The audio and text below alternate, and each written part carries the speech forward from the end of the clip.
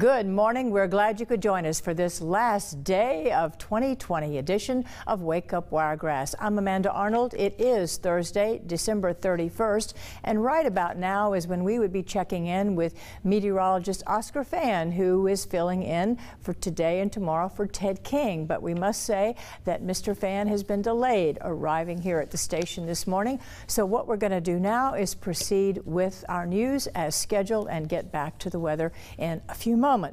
Now, what we're going to start with this morning is the fact that with less than a week in the winter break remaining before Dothan City schools are scheduled to reopen January 5th, State School Superintendent Dr. Eric Mackey on Wednesday addressed rumors that he plans to force school districts to go all virtual. Not so, says Dr. Mackey. Quite the opposite. He wants more students back in the classroom, but he's allowing each district to decide what's best for their schools. He says the biggest help will come when teachers can get a COVID-19 vaccine, which he's hoping will happen starting in just a few weeks. But so far, he has no plans to make that a requirement. We are concerned that grades are going down, and mostly that's a reflection because learning is going down. We don't want grades inflated. We want to know what the true scores are, but we also want to make sure we give those students opportunities to go back and catch up any skills that they've missed. Dr. Mackey also says he's been in contact with the Biden transition team to get a better understanding of what changes in school policy could be in place following the inauguration January 20th. In Holmes County, hundreds of frontline workers and senior citizens were able to get their first COVID-19 Moderna vaccine. Hundreds of cars lined Highway 90 in Bonifay Wednesday morning, some even waiting until the late afternoon. The Department of Health distributed a few hundred first doses. Those in line say they were contacted prior to the distribution by either the Department of Health or their local pharmacy. Meantime, growing concerns over the federal government's COVID-19 vaccine rollout as it's coming much slower than expected. Washington correspondent Rashad Hudson with the story. Despite the federal government's goal of vaccinating 20 million people by the end of the month, the latest numbers from Operation Warp Speed shows just over 14 million doses have been shipped to states. Officials say the problem isn't quite as bad as it seems because of delayed reporting. I'm working personally on a 72 to 96 hour lag. That data will tighten up. General PERNA, the head of Operation Warp Speed, is asking for patience. Vaccine allocations or uptake usually starts out a little slow, and then it increases exponentially. This week, President Trump blamed states for problems with the rollout. But on Tuesday, President-elect Joe Biden slammed the Trump administration for their handling of the vaccine rollout. He says his administration will move heaven and earth to get more people vaccinated. This is going to be the greatest operational challenge we've ever faced as a nation. But we're going to get it done. But it's going to take a vast new effort.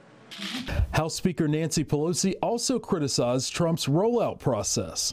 Lack of cooperation on the distribution of syringes and other things that go into that. And Pelosi says the money set aside in the newly signed COVID relief bill should help states up vaccination efforts. In Washington, I'm Rashad Hudson.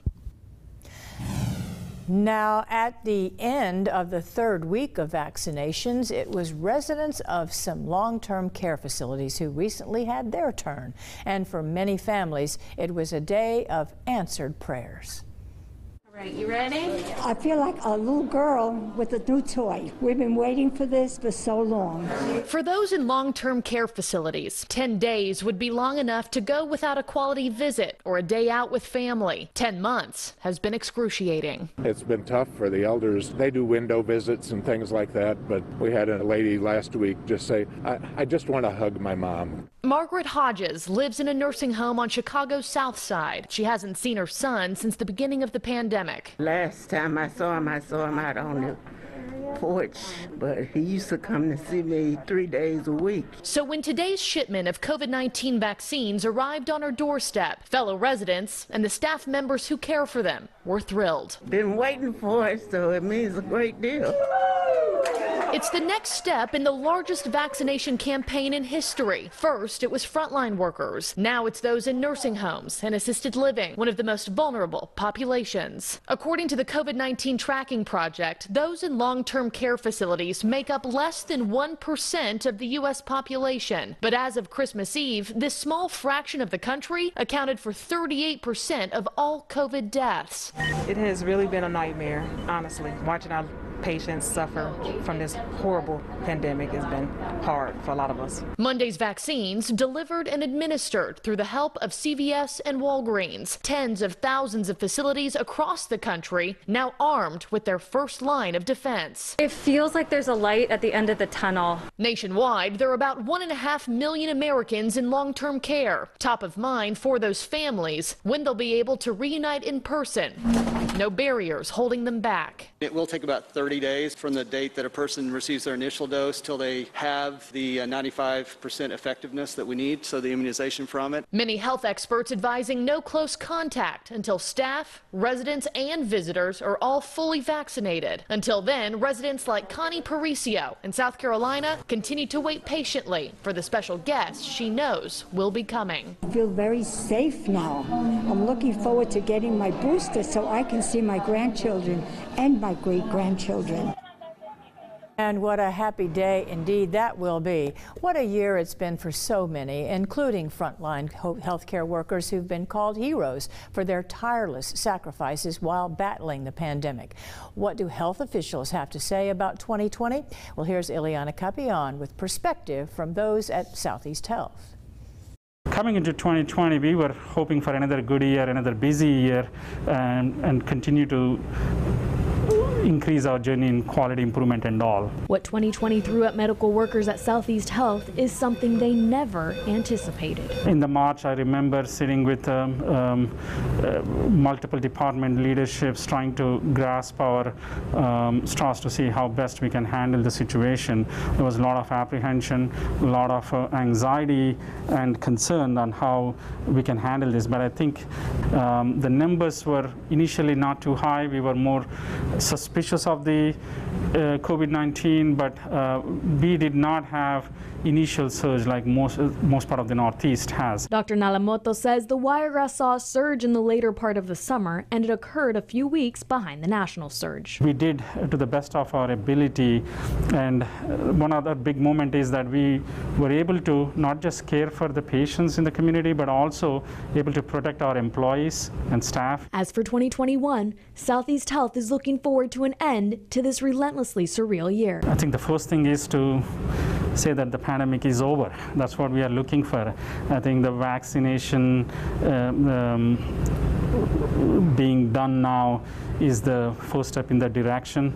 We are hoping the post-holiday surge might be there for a few weeks, and hopefully things will start drifting towards normalcy, where we can focus on our routine patient care and continue our quality efforts. Covering local news first, in Dothan, Ileana Capian, WDHN News. And now let's look at some economic issues. Earlier this week, we told you about several major retail projects underway on Dothan's west side. Many of our viewers, though, from the east side want to see growth on their side, of course, in 2021. WDHN's Robert Smith found out what those residents have in mind. The west side of Dothan is currently in progress of expanding, with numerous projects taking place in the area, such as a new apartment complex, retail stores, and more restaurants. But what about the east side of town? Many are curious to why there has been little to no work done.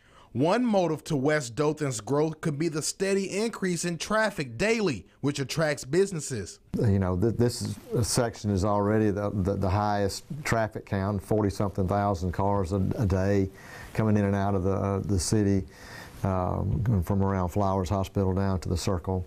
The east side of town may not be as busy as the west side, but it can get hectic at times throughout the day, with Southeast Hospital being in the area. As for construction on the east side, There is something in the works taking place behind Winn-Dixie, but across Highway 84 is the Dothan Village, which has been vacant for years. One East Side resident is satisfied with the area, but she would like to see the area improve. Actually, I like this side of town pretty much how it is, but I wouldn't mind having more opportunities for shopping instead of having to go all the way to the west side of town, because that is difficult when you have to go through town to get it. Another resident suggested the idea of a Bass Pro Shops or a Walmart neighborhood market. Ms. Stewart expressed what she would like to see. Apparel, stuff for dogs. I have pets, so I have to go find stuff for my pets.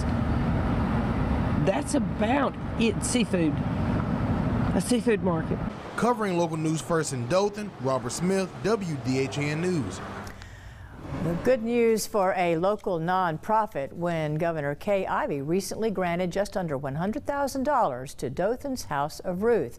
WDHN's Allison O'Connor reports how that money will be used.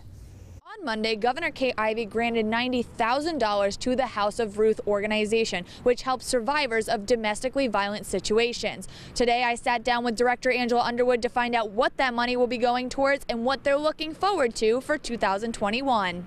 And of course, we will be funded for a full-time and a part-time. Where in the past, we've had to make some adjustments because all of the programs have been cut. The House of Ruth, like many nonprofits, has had a difficult 2020. So when they received this grant from the governor through the CARES Act funding, it was a huge step for them into the new year. But we'll continue to communicate with our surrounding counties, which we service, letting them know that services are still available throughout these counties. We'll still utilize our out-of-shelter services as well as our in-shelter services. And we'll utilize the funds that we've been given to maximize the use toward whatever is needed for our clients. The $90,000 grant the shelter received will be going toward their criminal justice specialists, or better known as the court advocates that work with their clients through legal proceedings. Okay, well, the court advocate or the criminal justice specialist, they specialize in helping to prepare applications with the client for protection from abuse orders. They accompany the clients to court in whatever the situation is. If it's the protection from abuse hearing, we appear at dockets throughout the 9 counties. That's both city and civil. The court advocates will accompany clients to any legal proceedings, and the House of Ruth will now be able to hire on more people for that position. Director Underwood looks forward to continuing the House of Ruth's work into the new year. Covering local news first in Dothan, I'm Allison O'Connor, WDHN News. We'll have more news and a very special farewell interview when we come back. Do stay with us.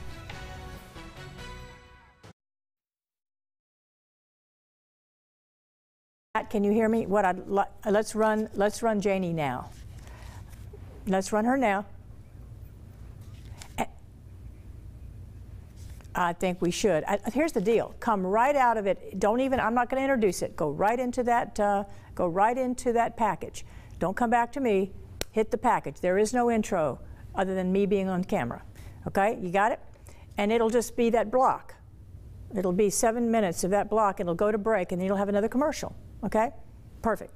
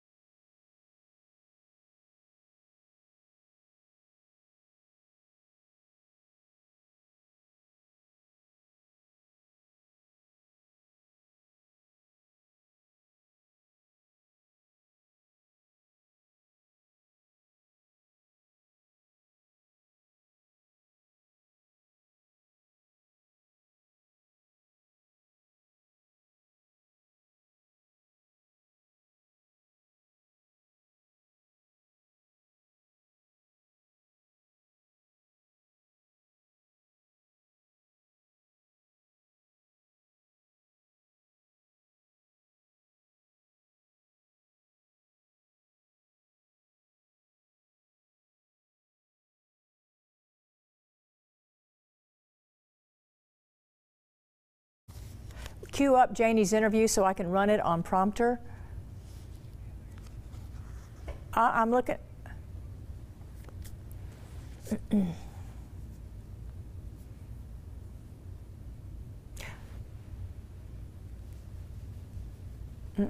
Keep running, keep running, keep running. No, no. Okay, well, whatever. It's way down, my friend. It's way, way down. You moved it up? Yeah.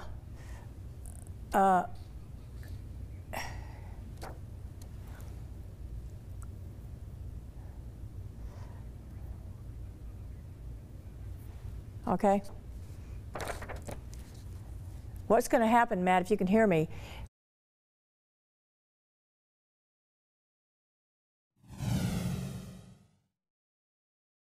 Well, this is a bittersweet day at WDHN. After more than 2 decades at WDHN, Vice President and General Manager Janie Henson is leaving us to start a new chapter in her life. So thank you, Janie, for taking a few minutes on this last, what I know is a busy day and an emotional day, for sitting down with us to look ahead. But first, I'd like us to look back a little bit at what a chapter it has been. You have seen in over 2 decades a lot. A lot. What stands out in your mind? What are the biggest changes that you've seen that really stand out and that you're proudest of? Yeah, well, you know, I spent 15 years in banking, and then I delved into 15 years in radio. And now I'm in my 21st year, soon to be 22, in television. Oh. And the thing that I have seen in each one of those careers is how technology has changed the world. Mm-hmm. It has changed each job. So it's technology. That's the biggest change I have seen. And you kind of run hard to stay in place with technology, don't you? Yes. The older you get, the harder it is. Well, you know, you are, and what do you think, what are you proudest of? As a general manager here, you've hired a lot of people, you've helped nurture a lot of people's careers, you've been sort of the mama to many of us, and I'm certainly grateful. We'll save that to the end. But what are you proudest of? Over the years, being able to give these young people who come in from college, because in a small market, we know that the reporters are usually, they're going to get a job at the small market first. Mm-hmm. And I'm so proud that they come in and we teach them. We train them, and then they grow. Yeah, we hate to lose them, but they start growing. And we've got reporters in huge markets that started out at WDHN. Well, that has got to make you proud. It does. You know, you're one of the very few female general managers in the entire state of Alabama. Of course, you're quite notable and accomplished as a longtime member and leader in the Alabama Broadcasters Association. I'm wondering what advice you would give to other women who aspire to leadership positions in broadcasting. I think the thing that they need to do is what I learned to do on my own, but I had a lot of people kind of advising me as well. But you have to work hard and work smart. And you can't work at a job for a year and then jump over here to another job and then jump over here to another job. You got to pay your dues. And that's why whenever I started in banking, I started as a drive-in teller. After 15 years, I was head of teller operations.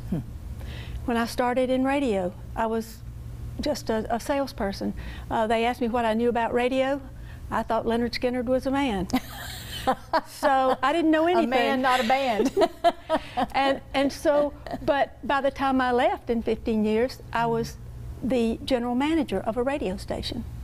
And coming here, no, I didn't know anything about television, but I told them I'd learn, and I have. And it's because you work hard, you work smart, and the other thing is be firm but fair. You've got to be fair. Well, and firm, and I think you've absolutely exemplified that. Now, you've not limited your skills and passion to television. You're also passionately involved with a number of local nonprofits, and we know what they are. Yes, I've been on the Wiregrass Children's Home Board of Directors for probably 20-something years. It's a passion of mine, is children, old people, And animals. Well, and Music South. Music South is another one. You've been I've been president of Music South for quite a few years. I also am on the board of directors at Botanical Gardens and the Boys and Girls Club.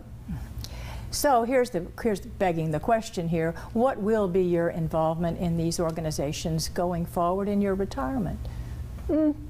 Fast forward.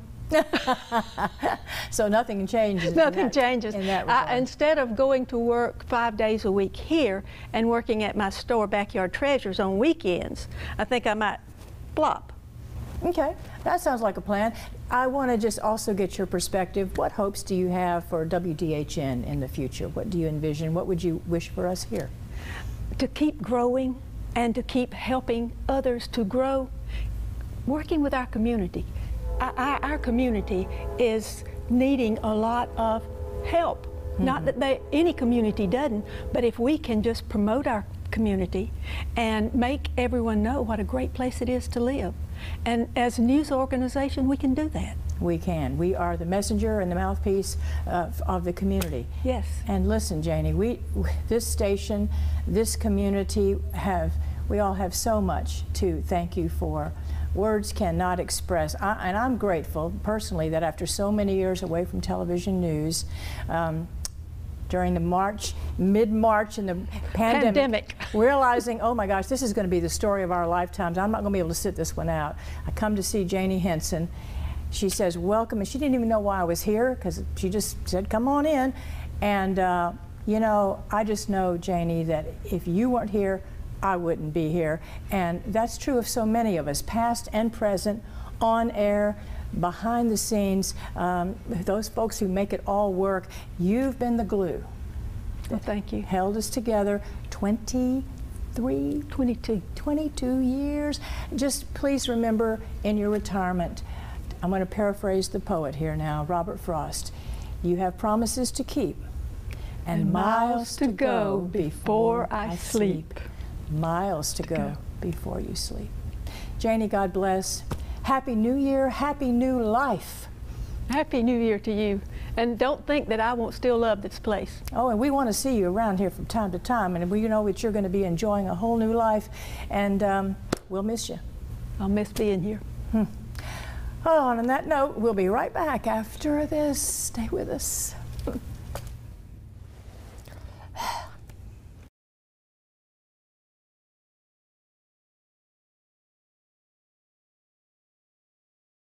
Matt, after sports, I think what we need to do is I will go to the Enterprise story, and then I will, after sports, and then I will then say starting tonight at midnight, and then I'm going to go into the New Year's Eve stuff. I have no idea where this is going to land us in terms of the half hour, but we're just getting through this. So, yeah. So you give me the Enterprise City Council, and I'll tell you what, though. I'm wrong about that. No.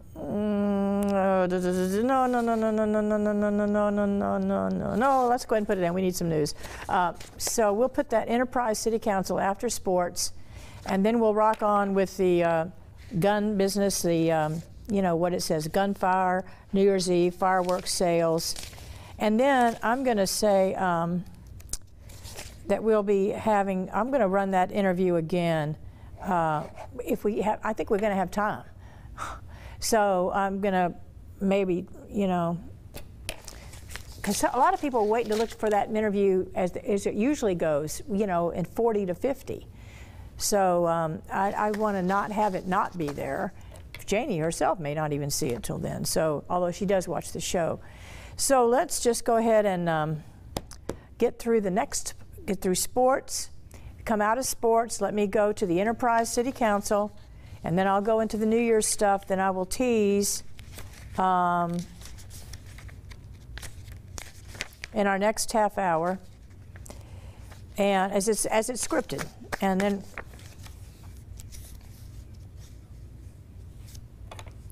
okay, so why don't I'll say the boll weevil, but first the boll weevil cam.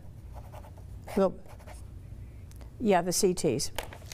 But you're going to run sports now, so, okay.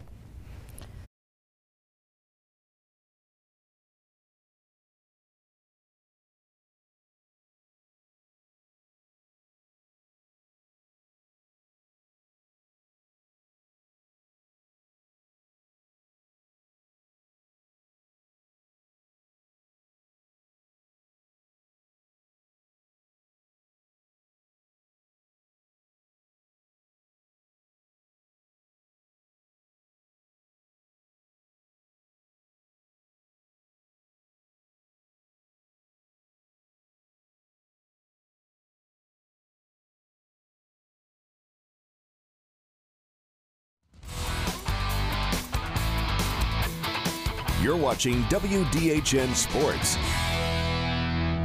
Good morning, sports fans. The past 18 days have been quite hectic for the Auburn Tigers. On December 13th, the team parted ways with Gus Malzahn. Then the following Saturday, they played their final game of the regular season under defensive coordinator Kevin Steele. And then Tuesday of last week, Auburn brought in Brian Harsin as their head coach. And you may have forgotten that the Tigers, they still have one more game, and that is their bowl game. And you may have already started looking ahead to what 2021 holds for the program. But Friday afternoon, Auburn clashes with Northwestern at the Big Ten in the Citrus Bowl. And on paper, these two teams have a lot in common when it comes to their play style. Both like to run the ball and play good defense. But what may be the most intriguing part of this contest is how much Bo Nix and Northwestern quarterback Peyton Ramsey resemble each other on the field. And heading into Friday, interim coach Kevin Steele has made sure that he and the other coaches keep their priorities in check as they enter a new era of Auburn football. This has got to be all about the players and helping them be successful on game day. We'll cross that other when it's time, that bridge when we get to it. We're not to that. We've got to get through this game and represent Auburn well and give everything we have to Auburn and the players here. Well, speaking of the Auburn Tigers, they made their return to the basketball court last night, and they got their first taste of SEC action. They were hosting the Arkansas Razorbacks, who entered last night as a perfect 8-0 on the year. The Tigers were trying to hand them loss number 1. Down by 5, Jalen Williams is going to get the ball right there, and he dunks it as he bowls down the lane. The Tigers are down 3. Same score a few minutes later. Jamal Johnson trying to tie the game up. He's going to pop it from straight away, and he is cash money on that shot. We're all knotted up at 34. And with just a minute to go in the first half, Arkansas is back up 4, and they're going to add to it. Desi Sills with a step back 3. That's good. They take a 44-41 lead into the half. Onto the second frame. Auburn down by 9. Allen Flanagan drives in, finds a wide open Jalen Williams under the basket, who gets up and slams it home. And then later on, tied at 74 with 7 minutes to play. Moses Moody drives down the lane in tight. He's going to miss it right there, but that is Connor Vandenor with the putback. And that's all Arkansas after that as they go on and win this one 97-85. Auburn is 0-1 in conference play. Well, the Troy football team got some great news yesterday. Starting center and redshirt senior Dylan Bradshaw announced via Twitter that he will be returning to the Trojans program for his 6th season. Now, you may be curious as to how Bradshaw is eligible for next year. Well, it's one of the benefactors of COVID-19, might be the only one. This year, the NCAA is allowing players to not count this year as one of their eligibility years. So it is like a redshirt season, but you actually get to play. Bradshaw said on Twitter that he still has many goals that he would like to achieve, and he's been blessed with the opportunity to return to Troy. And he goes on to say that many players get burnt out playing this much football, but his passion for the game continues to grow as he plays at Troy. That is your look at sports on this Thursday morning. Go have a great start to weekend. Happy New Year's, everybody. All right, Mr. Rinker, thank you so much. The Enterprise City Council has given the green light to improve emergency radio communication. For instance, a several hundred-foot tower which carries radio traffic for police, fire, and emergency rescue will relocate to the top of the city's water tower just outside the Enterprise Fort Rucker Gate.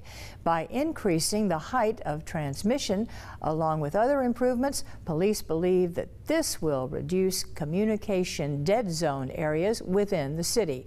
When seconds can mean the difference between life and death, radio systems need to be no less than 100% reliable. He says that their radio is the fastest way to communicate with our dispatch center. It's reliable. They do have some areas of the city that don't have the best coverage. These are the words of Lieutenant Billy Haglund in Enterprise PD. And then he says that Enterprise water officials tell us that transferring emergency radio transmissions from the top of the water tower should not interfere with water lines or any other service issues. Well, now, starting tonight at midnight or even earlier, depending on where you live, some neighborhoods get an early start, you might begin hearing some unusual sounds. Oftentimes on New Year's Eve, there are bells and whistles and even gunfire. Although many people shoot in the air to celebrate New Year's, officials say this is dangerous and possibly lethal. And that's why Deputy Sheriff and Use of Force Instructor Kendall Hatchfield says residents should choose a safer way to celebrate, such as fireworks. Fireworks are the way to go, especially this year. We should be pretty damp, so we shouldn't have to worry about any fires. So that would definitely be the way to go and avoid the firearms altogether. Now, everybody knows that what goes up must come down, be that fireworks or gunshots, so do keep that in mind when celebrating tonight. Preparing to ring in the new year, a lot of folks are stocking up on fireworks. Instead of going to clubs or bars as they might in a typical year, they're going to be celebrating at home with colorful explosives and their own light show. One local fireworks vendor says his business is booming, so to speak, as Wiregrass residents plan to ring in the new year with a bang.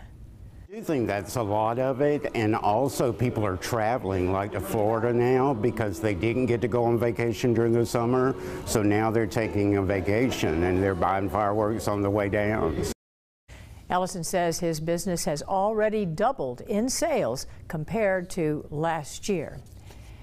Now, there are some Wiregrass residents who become absolutely inconsolable during fireworks, and you pet owners know who we're talking about here.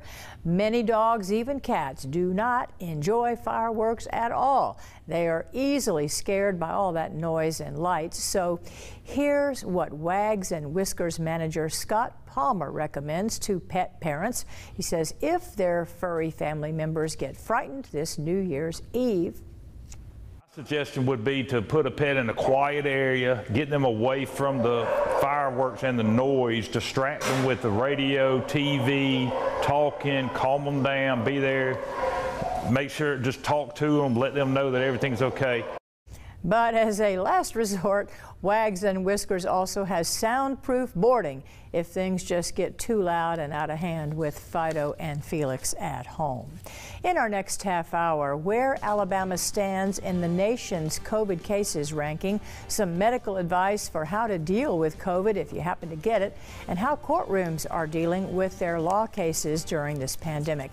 Plus, by popular demand, we're going to run that interview with Janie Henson. Once again, her farewell. She's been here a long time. I want to hear again what she has to say. But first, we're going to take a look at the downtown Enterprise Street City this morning at 6:33, thanks to the Boll Weevil Soap Company. We'll be right back. Stay with us.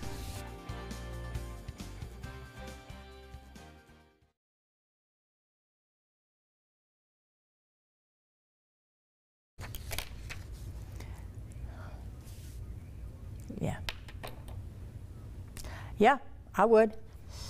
Yeah. When I heard that door a minute ago, I thought for sure, I said, oh my God, what's he gonna say? How's it gonna be? Anyway, yeah, we've got to say adios amigo on this. I'm just gonna go, I think I do need to say that Oscar's, has been detained this morning, so we're going to continue with our news. I need to say that again. And then I'm just going to go right into Alabama now, number 6.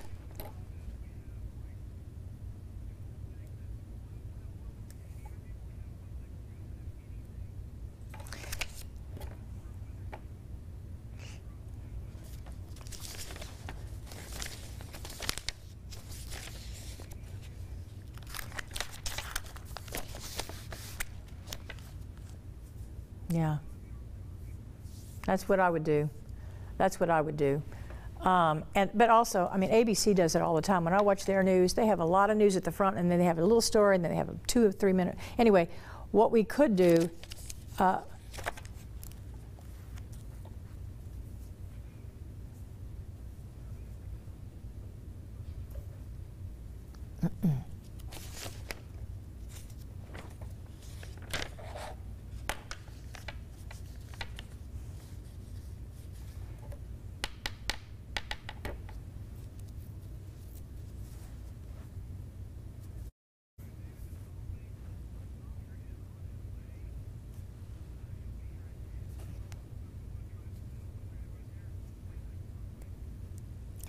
Let's get through this package. Let me get into this next package. Let's talk about it.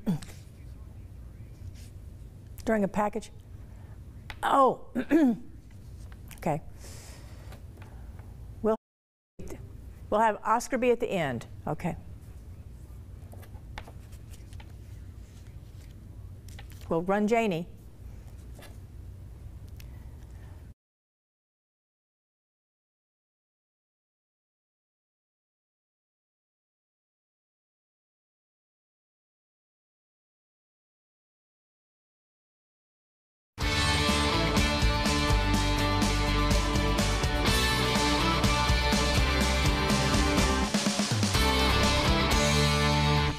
Good morning. We're so glad you could join us for another new day of Wake Up Wiregrass on this last day of 2020.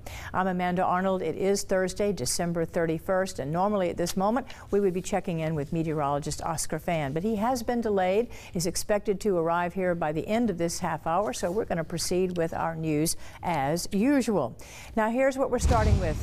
Alabama now number 6 in the nation for the highest number of COVID-19 cases per capita. CDC reports this data from last week, and now doctors fear what the next few weeks will look like after so many gatherings over the holidays.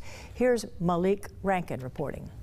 Roughly 1.3 million Americans traveled this Christmas holiday, the highest day of travel since the pandemic began. This is probably going to portend a spike on top of a surge on top of a spike. Dr. Janie says what they are anticipating in the coming weeks is unprecedented. It could be as high as 400 patients. And that is double what we have now. On top of increasingly high COVID-19 case counts, Alabama ranks 3rd in the nation for hospitalizations. The hospital numbers are not going to get better in the next 2 weeks. We've missed that opportunity. But what we could still intervene on is what the end of January looks like. Dr. Don Williamson says there is a possibility elective surgeries will be canceled, and he doesn't mean plastic surgeries. Elective surgeries include any surgery that is scheduled, like organ transplants or cancer removal surgeries. The world as we know it as a healthcare system is going to deteriorate rapidly if we don't take control of our own behavior. For those that still won't wear a mask or believe masks don't slow the spread, Dr. Marazzo says her tolerance is thinning. If you're saying this at this point, you are denying the reality of the over 3,700 Alabamians who have died of this infection. And honestly, that just makes me angry and sad now. Well, it's no secret that the best way, of course, to fight COVID-19 is not to catch it. But for those who do, unfortunately, doctors have come up with several recommendations to fight and beat COVID-19. We prescribe the things that we do are kind of our best practices right now. Dr. Jeremy Rogers with Grandview says proper hydration helps your body's immune system, especially when sick. But I'm talking about things that have carbohydrates and electrolytes in them, such as Gatorade or Powerade, Pedialyte. These are things that will keep up someone's nutrition and or hydration status through their illness. Eating healthy also helps. Foods with high protein content are very helpful. Even staying slightly active is something Dr. Amy Ilgeskis encourages. But it's super, super important to remember that what this virus wants you to do is lay down and be still. Walk to the mailbox to get the mail if you have the strength. Get up and take your meals in the kitchen, not in the bed. Doctors say there is some, but not a lot of evidence that taking vitamins D, C, even zinc can help the immune system. I think the things that help our immune system the most are the common things like good nutrition, exercise, and good sleep. Experts like Dr. Michael Sag with UAB says there are some medications that can help.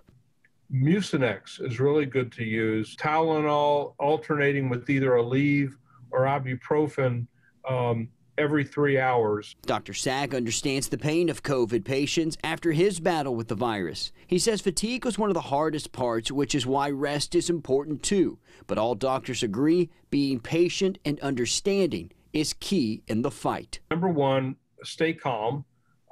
Try to take it a day at a time and a moment at a time. If you can keep your fight going mentally, physically, it's going to be a lot easier to recover and fight. And Dr. Rogers also recommends people sleep on their stomachs for a couple of hours every night because that helps ease the airflow into your lungs. And that way you'll have less difficulty breathing while fighting COVID-19. Well, despite COVID taking its toll on Alabama's statewide legal system, the 33rd Judicial Circuit, which consists of Geneva and Dale counties, has implemented technology to keep the wheels of justice churning. Mike Grispan spoke with District Attorney Kirk Adams and Circuit Judge William Fillmore about how they continue to handle cases both virtually and in person. In the main courtroom inside the Dale County Courthouse, there are several cameras and a plexiglass partition which separates the judge and stenographer. In addition, during trials, the jury now sits where the public would normally be located. That provides social distancing. Everyone inside the courtroom is also required to wear a mask. Circuit Judge William Fillmore feels it's essential for the jury to not only hear from a witness, but be able to see the individual's facial expressions and general demeanor. We placed a webcam up next to the witness, and so they can see really clearly every witness, and I argue they can see them even better than sitting in the jury box. See the witness all the way back and watch them and decide whether they're telling the truth or not. So that was a big thing. Dale Geneva County Circuit Judge William Fillmore says that technology is really keeping the entire legal system going during the pandemic. District Attorney Kirk Adams says many civil and criminal matters can be settled by Zoom and other virtual platforms. But by the addition of cameras and health protocols, in-person courtroom proceedings have been running smoothly. But it's something you can get used to. I think if this year has taught us anything, it's just to adapt on the fly. And we've been able to do that. I'm very happy with the way we've been able to dispose of cases. Covering local news first in Ozark, Mike Grispan, WDHN News. And expenses in both Geneva and Ozark to install those courtroom cameras and other health protocol measures are paid for through the Federal CARES Act. Well, adapting on the fly, that's what we do here at WDHN News. We've got Oscar Fan, we're told, en route, and he will be here by the end of our half hour. But before then, we are going to have an encore presentation of our farewell interview with Janie Henson, leaving WDHN today after 21 years. Do stay with us. We'll be right back.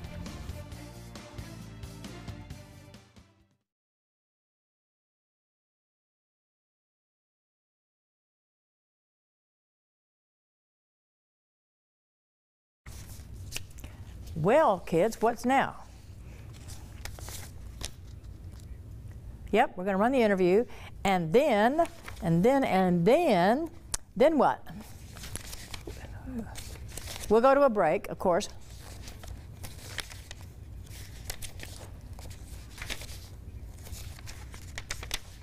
Okay.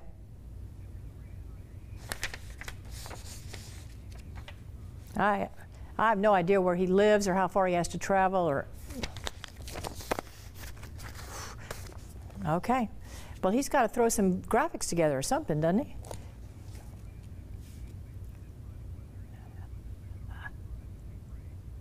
Okay, well, we still have to throw something. Do we have something? Do we have to fill with news is my question. What do I need to be ready for? Okay. All righty. 1 minute till we run this thing. Good. Okay. If we get stuck, we've got this package that I threw out at the end. There's this you can't see it on the rundown, but I have it. I don't know why it doesn't show up on the rundown, but I have that that package, the stimulus check package or something. No, that's a VO, and I could always amend the VO as I go. We've got some backup.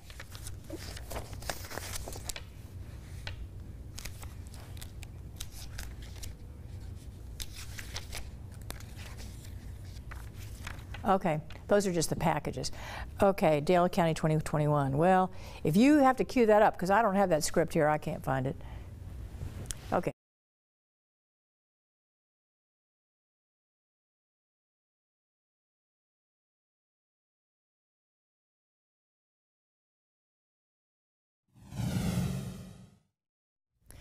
Well, this is a bittersweet day at WDHN. After more than 2 decades at WDHN, Vice President and General Manager Janie Henson is leaving us to start a new chapter in her life. So thank you, Janie, for taking a few minutes on this last, what I know is a busy day and an emotional day, for sitting down with us to look ahead. But first, I'd like us to look back a little bit at what a chapter it has been. You have seen in over 2 decades a lot. A lot. What stands out in your mind? What are the biggest changes that you've seen that really stand out and that you're proudest of? Yeah, well, you know, I spent 15 years in banking, and then I delved into 15 years in radio. And now I'm in my 21st year, soon to be 22, in television. Oh. And the thing that I have seen in each one of those careers is how technology has changed the world. Mm-hmm. It has changed each job. So it's technology. That's the biggest change I have seen. And you kind of run hard to stay in place with technology, don't you? Yes. The older you get, the harder it is. Well, you know, you are, and what do you think, what are you proudest of? As a general manager here, you've hired a lot of people, you've helped nurture a lot of people's careers, you've been sort of the mama to many of us, and I'm certainly grateful. We'll save that to the end. But what are you proudest of? Over the years, being able to give these young people who come in from college, because in a small market, we know that the reporters are usually, they're going to get a job at the small market first. Mm-hmm. And I'm so proud that they come in and we teach them. We train them. And then they grow. Yeah, we hate to lose them, but they start growing. And we've got reporters in huge markets that started out at WDHN.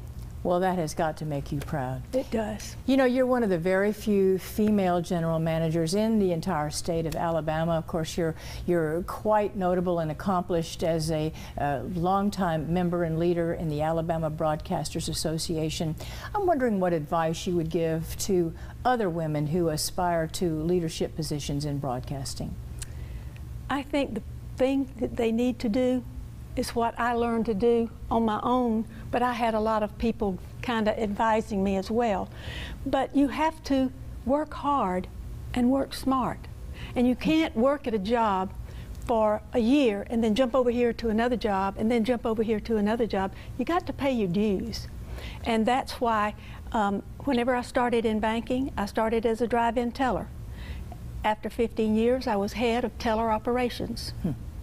When I started in radio, I was just a salesperson. They asked me what I knew about radio. I thought Leonard Skinner was a man. So I didn't know anything. A man, not a band. and so, but by the time I left in 15 years, I was the general manager of a radio station. And coming here, no, I didn't know anything about television, but I told them I'd learn, and I have. And it's because you work hard, you work smart, and the other thing is be firm but fair.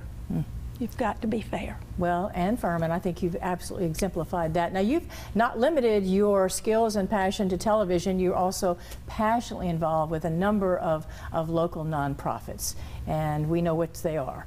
Yes, I've been on the Wiregrass Children's Home Board of Directors for probably 20-something years. We It's a passion of mine, is children, old people, and animals. Well, and Music South. Music South is another one. You've been I've been president of Music South for quite a few years. I also am on the board of directors at Botanical Gardens and the Boys and Girls Club. So here's begging the question here. What will be your involvement in these organizations going forward in your retirement? Fast forward. So nothing changes. Nothing changes. In that regard. Instead of going to work 5 days a week here and working at my store, Backyard Treasures, on weekends, I think I might flop. Okay, that sounds like a plan. I want to just also get your perspective. What hopes do you have for WDHN in the future? What do you envision? What would you wish for us here? To keep growing and to keep helping others to grow, working with our community. Our community is needing a lot of help. Not that any community doesn't, but if we can just promote our community and make everyone know what a great place it is to live. And as a news organization, we can do that. We can. We are the messenger and the mouthpiece of the community. Yes. And listen, Janie, this station, this community, we all have so much to thank you for. Words cannot express, and I'm grateful personally that after so many years away from television news, during the mid-March in the pandemic, realizing, oh my gosh, this is going to be the story of our lifetimes. I'm not going to be able to sit this one out. I come to see Janie Henson. She says, welcome, and she didn't even know why I was here, because she just said, come on in. And, you know, I just know, Janie, that if you weren't here, I wouldn't be here. And that's true of so many of us, past and present, on air, behind the scenes, those folks who make it all work. You've been the glue. Well, thank you. Held us together 22 years. Just please remember in your retirement, I'm going to paraphrase the poet here now, Robert Frost, you have promises to keep and miles to go before I sleep. Miles to go before you sleep. Janie, God bless. Happy New Year, happy new life. Happy New Year to you. And don't think that I won't still love this place. Oh, and we want to see you around here from time to time, and we know that you're going to be enjoying a whole new life, and we'll miss you. I'll miss being here. Oh, and on that note, we'll be right back after this. Stay with us.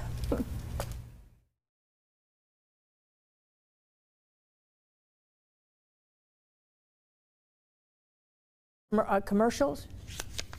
We got Oscar here, and what do you tell me how much time I'm going to have? I want to have about 20 seconds to say goodbye. Okay. Okay, I just need to get all this put together real quick.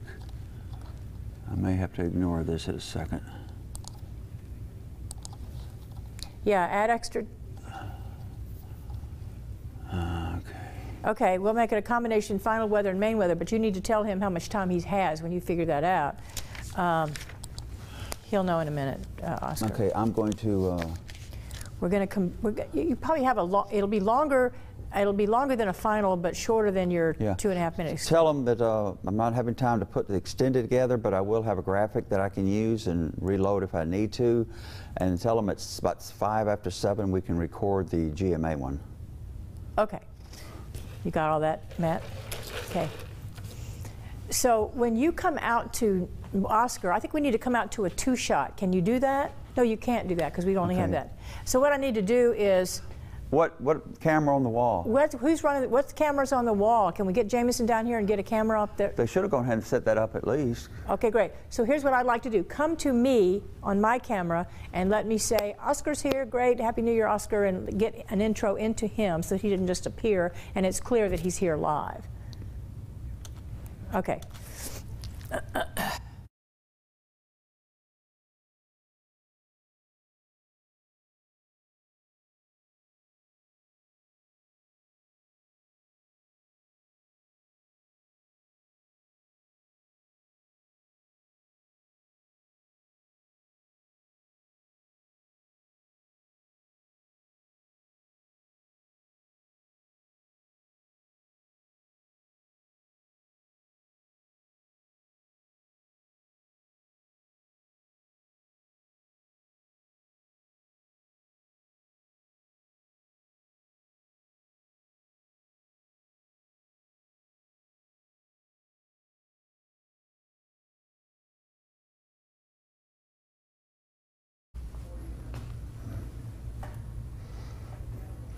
All right, I don't see my AFB Even with my goodbye? box, so Even with my otherwise good I was night, going to plug goodbye? it in, but since I don't see the box, they Give can't him talk to me. 2, because he'll go longer. Go ahead and just say, You Oscar, got the I box think with you nearby? you're going to have 2 minutes max. And Jameson, if you can count him down on a 2-minute kind of thing. I can't hear him because they didn't bring the AFB box down. Yeah. So, Jameson, can you tell him to give him a countdown at about 2 minutes, and Oscar, you can go about 5 or 10 longer than that, and then toss it back to me. Okay? Okay, we do what now? How much time you need at the end? I need 20, but you just going to get a countdown for 2 minutes.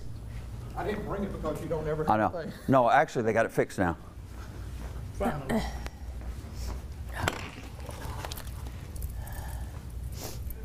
Minute 30. Oh, okay. I'm fine.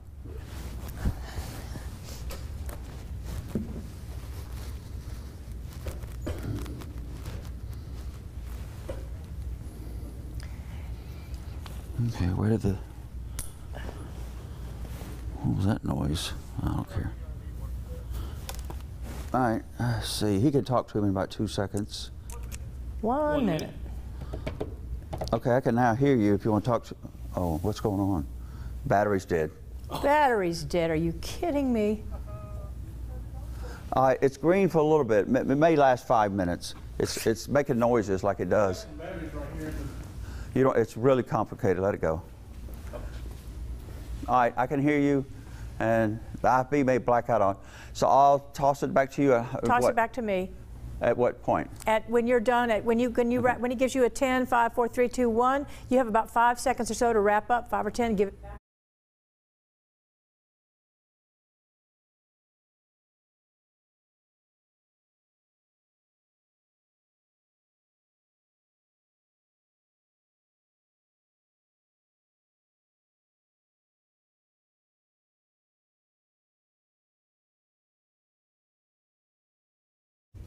Okay, and now, at last, the man we've all been waiting on and waiting for here at WDHN with great relief and applause. Here is Oscar Fan with today's weather, filling in for Ted King.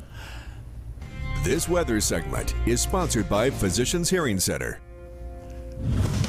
You're watching WDHN's First Alert Weather. Sorry I'm running late this morning. Been going all week with this, and finally I just slept right through the alarm. My deep apologies to everybody as far as what we're looking at. This goes out 48 hours. You can see this is 7 o'clock this morning. You'll see at beginning with this rain is not really moving toward us. It's moving from the southwest to the northeast as we go through time. In fact, let's fix this so it will move. And as we go through it, you can see we've got a southerly flow brought in a few light showers overnight. And they can happen any time today, but more likely in the afternoon. Don't expect any strong thunderstorms or any severe activity today. And even Friday morning still is trending better for that. We are not under a slight risk for thunderstorms tomorrow morning, just a marginal risk. Probably a little bit less than a 50-50 chance of a severe weather watch. This is what we're looking at as we go through the rest of Thursday. As we get into Friday morning, have a cluster of thunderstorms that will be coming off the Gulf about 3:30 in the morning. And see, this line is really falling apart. Now, it's going to re-energize around Mobile, it appears. We'll have to wait and see how much it does. There it is right there. A lot of the energy takes off to the north, and we have activity to the south. So as we get into 5:30 in the afternoon, the latest trend showing the rain is really starting to fall apart a little bit. So maybe half inch of rain if this holds true. There's some other guidance that's showing a little bit better rain holding together. And then as we get to Friday night, the rain pretty much is tapering off toward midnight and probably does dry out except to the point southeast of Dothan. But this only goes out until about 5:15 as you see Saturday morning. This activity down here is developing, and during the day on Saturday will move across the area, mainly south and southeast of Dothan.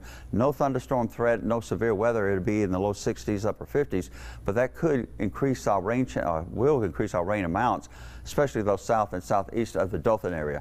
But otherwise, this will move up through the area during the day on Saturday. So Saturday afternoon, Saturday night, there could be quite a bit of rain around, again, especially south and southeast of Dothan.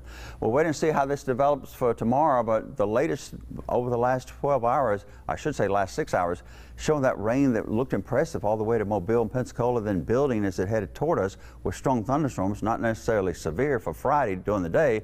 That actually may be also falling apart. Amanda? All All right, Oscar, thank you so much. We're so glad you could join us this morning, and we're glad you could join us. We hope that you have a happy new year. Ileana Capion will be filling in until I'm back on Tuesday. Until then, let's all stay safe. And one more time, we'll miss you, Janie Henson. Have a great life, a great happy new year, and thanks.